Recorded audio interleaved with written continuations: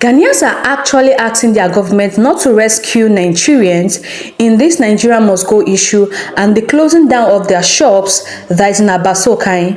This is getting serious. Ghanaians are doing everything possible to make sure that their laws are working. And this is a very good thing for the country.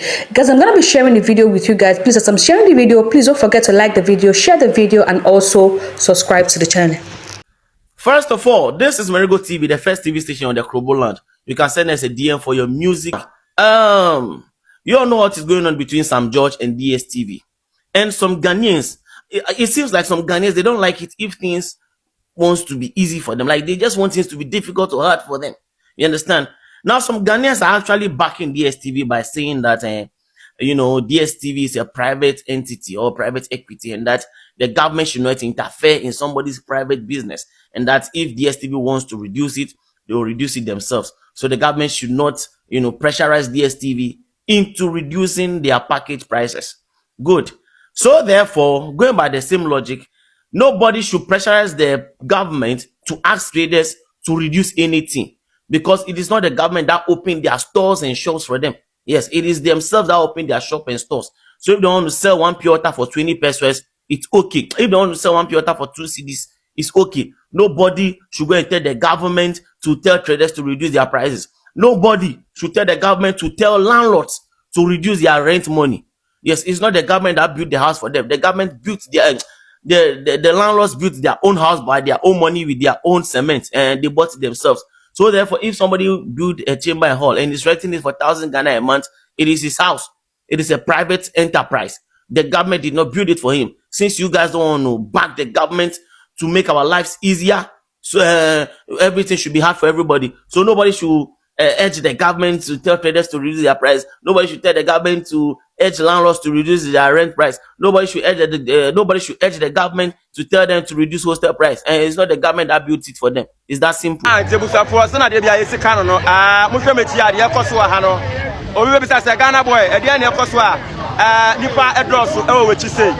GIPC for GIPC Act 856. I catch them say Emraso say Enyoma Esafata se Ghana for Enyano and I say Adia se Ghana for Enyano Yadima Ghana for na Muina Munim say GIPC Act 865 Mwa. Mupe face as a foreigner our Ghana no uni kwan say we retail business. As a foreigner our Ghana no nyumebu hanwa Ghana fon kwan na so mo ye. And so in Penufaya Shahayama Ahawa for and I say foreigners abetisan human in every Ghana for them. And GIPC officials and I'm here so kind foreigners are illegal business nina shops no yeah close nina do higher say hey only price we operation and I say we business we near tum and you call the next shop in Remunu we foreigner only price retail business no we na shops no so you close. And Tasha say wahano ebeko baby cycle Kumase Tamale baby biara wunim say eye foreigners why juma mo ye no eye wo Ghana ni na say wo ye na nya foreigner no contact GIPC for omeba na the sefata no action no ya be take ntia na de shops are close wa and be 3,344 billion who say man no dey man dey. Ladies and gentlemen, my name is Michael Agbatokoba Bonages, aka Barrister. I bring you news and I bring you facts. Right now, as I'm talking to you right now at Accra, Abasokai, right now, Nigerian shops have been locked down. Some of the Nigerian shops have been locked down. Ghanaians are locking Nigerian shops as I'm talking to you right now. If you know anybody living in Ghana who is into spare part business at Abasokai, kindly call and cross-check. They have locked down their shop right now as I'm talking to you due to the law, due to the enactment in the constitution that said that foreigners are supposed to have a certain amount of money before being into retail business. Ladies and gentlemen, as you always know, I bring you facts and good news. Like, share, comment, share it massively. So I saw a video, shockingly a white woman's video that said shamelessness is required for success. Yeah, that shamelessness is a byproduct of success. And at first, I got really confused in thinking that what she meant is not being ashamed. You know, the word not being ashamed and shamelessness is very different. Now, not being ashamed shows courage. It shows boldness. No matter what you're doing, you're not ashamed of the good things is usually identify with good things. For example, as a man, you're not ashamed to go into places and sell your products, even though it feels like most ladies may not like you. You're not ashamed of doing petty things, as long as this is something that gives you food. I mean, this petty trading, the little stuffs, you're not ashamed of it, of doing those things. You're not like, you humble yourself. That's exactly what I thought she meant. But then shamelessness means you don't care whether your means or methodology of becoming successful is genuine or illegitimate. That means you would plow through the low route to be successful. You can be a politician who obviously in Nigeria are not honest. You can be some business people in Nigeria who have vast criminal tendencies, or more like they're actually criminals. So I got really confused until I went down to the comment section to really see that what she actually meant is that for you to be largely successful, you must be shameless, which means that her shamelessness actually means the negative connotation of not caring how you made your wealth. If it's illegitimate, it doesn't matter. Once you make your wealth, nobody asks how you made your wealth. And this is something Nigerians truly subscribe to. And I went down to the comment section, I saw a whole lot of Nigerians leaning towards that, identifying with that. They were so happy with such post and postulation. I want to say something. Now that you know the difference, I want just to say a very little thing.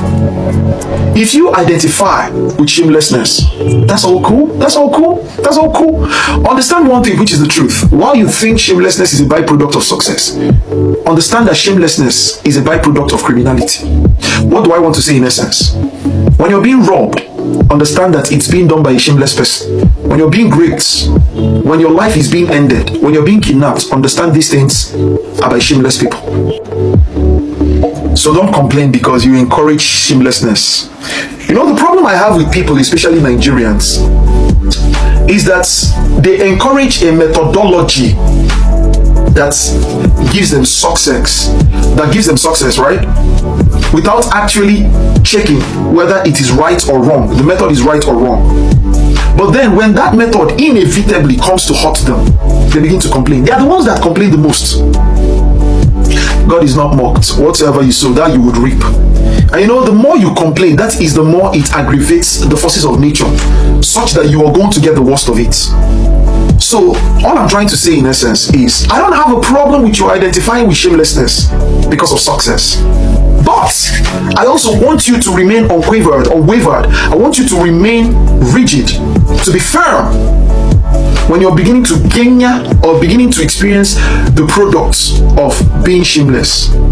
That's why I said, when a relative of yours suffers from rape, when you're being kidnapped, when you're being arraigned for money ritual, just whatever happens to you, whatever criminal act is happening to you, and before you die, I need you to understand that you have no right to speak against the person victimizing you.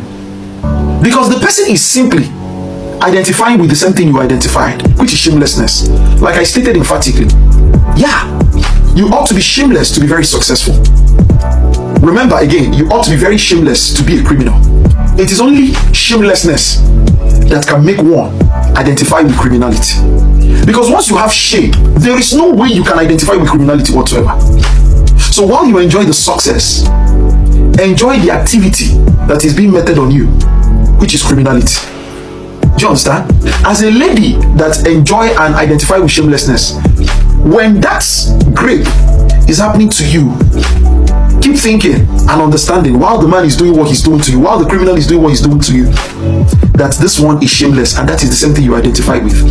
Before your body is mutilated, understand a shamelessness. So it's okay. Ghanaians want their laws to work. They want something good to be happening in their country. They don't want foreigners to come and take advantage of their market. They don't want foreigners to come and take advantage of the hospitality, and that is the reason why they are making sure that every laws in Ghana is working. So to my Nigerian brothers and sisters, please, this is their law, this is what they want. And a lot of you will come out and say that Ghanaians are being hostile to Nigerians. This is not hostility.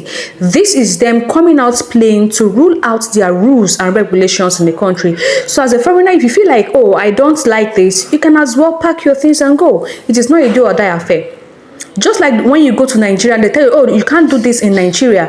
If you're not comfortable with those rules and regulations in Nigeria, you pack your things and go. That is just how it is. Guys, let me know your thoughts in the comment section. Please don't forget to like the video, share the video, and subscribe to the channel.